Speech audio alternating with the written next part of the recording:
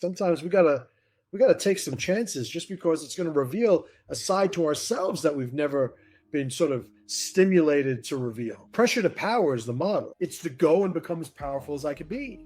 It's like the pursuit of power is what I offer a man as life's purpose. How that power is revealed and acquired, it's different from man to man, obviously. But there's internal power and external power. Internal power is a self-power. External power is real power. Internal power is how he could keep the integrity of his identity despite the growing stressors around him. Think of the monk who could sit there in some meditative pose in the middle of the snow by himself on the top of a mountain somewhere and not freeze to death. Or the person who has a level of focus in chaos that nobody can understand. It's like that is an internally powerful identity.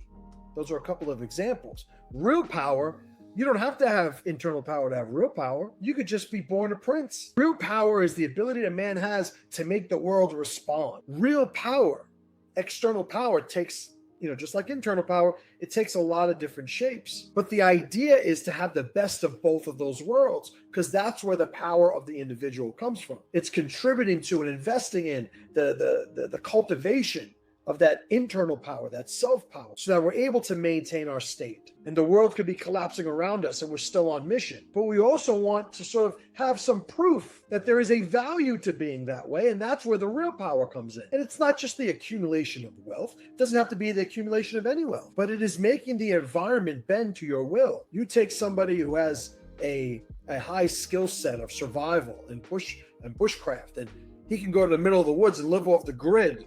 But if he goes and can live off the grid by himself, and that is a powerful man, both internally and externally in that situation. Right, but that's the goal.